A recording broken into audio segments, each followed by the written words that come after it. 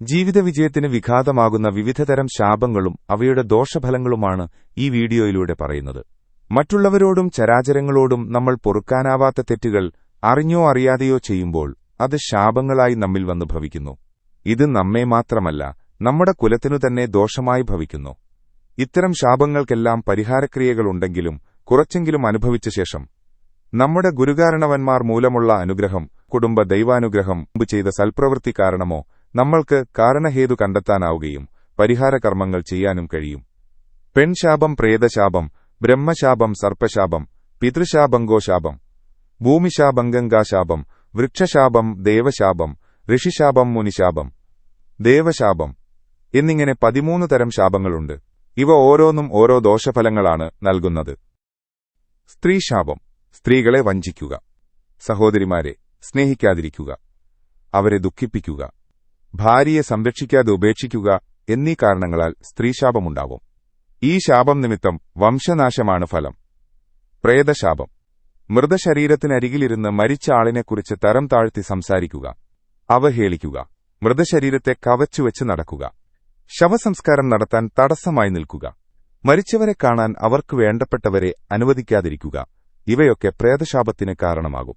ഈ ശാപം മൂലം ആയുസ്സു കുറയും. ബ്രഹ്മശാപം: വിദ്യ അഭ്യസിച്ചു തരുന്ന ഗുരുവിനെ മറക്കുക, പഠിച്ച വിദ്യ തെറ്റായ രീതിയിൽ പ്രയോഗിക്കുക, മറ്റുള്ളവരിൽ നിന്നും വിദ്യകൾ മറച്ചുവെക്കുക. ഈ കാരണങ്ങളാൽ ബ്രഹ്മശാപമുണ്ടാവും. ബ്രഹ്മശാപത്താൽ വിദ്യാനഷ്ടം അഥവാ വിദ്യ ലഭിക്കാതെ വരാം. സർപ്പശാപം: പാമ്പുകളെ അനാവശ്യമായി കൊല്ലുക, അവരുടെ വാസസ്ഥലങ്ങൾ നശിപ്പിക്കുക എന്നീ കാരണങ്ങളാൽ സർപ്പശാപമുണ്ടാവും. കാലസർപ്പദോഷമുണ്ടായി വിവാഹ തടസ്സമുണ്ടാവും. പിതൃദോഷം: പിതൃക്കൾക്ക് ചെയ്യേണ്ട തിഥികർമ്മങ്ങൾ, ധർമ്മകാര്യങ്ങൾ ഇവ ചെയ്യാൻ മറക്കുന്നതും മുത്തശ്ശൻ മുത്തശ്ശി എന്നിവരെ ഉദാസീനപ്പെടുത്തുന്നതും അവഗണിക്കുന്നതും പിതൃദോഷമായി ഭവിക്കുന്നു. പിതൃശാപം ബാലാരിഷ്ട ശാപം കൂടിയുണ്ടാക്കി വംശത്തിൽ ആൺസന്തതികളില്ലാതെയാകും. ഗോശാപം: പശുവിനെ കൊല്ലുക, കറവ വറ്റാത്ത പശുവിനെ കശാപ്പിനായി കൊടുക്കുക, കിടാവിനെയും പശുവിനെയും തമ്മിൽ വേർപിരിക്കുക, പശുവിന് ദാഹജലം നൽകാതിരിക്കുക എന്നിവ ഗോശാപമുണ്ടാക്കും. ഇത് കാരണം കുടുംബത്തിനും വംശത്തിനും അഭിവൃദ്ധി സാധ്യമാകാതെ വരും. ഭൂമിശാപം: ദേഷ്യത്തോടെ ഭൂമിയെ ചവിട്ടിമെതിച്ചുകൊണ്ട് നടക്കുന്നതും ഭൂമിയെ പാഴാക്കുന്നതും ഭൂമിയിൽ അനാവശ്യമായി കുഴികളുണ്ടാക്കുന്നതും അന്യരുടെ ഭൂമി കൈവശപ്പെടുത്തുന്നതും ഭൂമിശാപത്തിന് കാരണമാവും. ഇത് നരകവേദനയേകുന്ന ഫലമാണ് നൽകുന്നത്. ഗംഗാശാപം: കുടിക്കാനുപയോഗിക്കുന്ന വെള്ളം പാഴാക്കുക, നദികുളം, കിണർ എന്നിവ അശുദ്ധമാക്കുക എന്നീ കാരണത്താൽ ഗംഗാശാപമുണ്ടാവും. ഇതുകാരണം കുടുംബത്തിൽ കിണറിനായി എത്ര താഴ്ചയിൽ കുഴിച്ചാലും ഉറവയുണ്ടാകില്ല.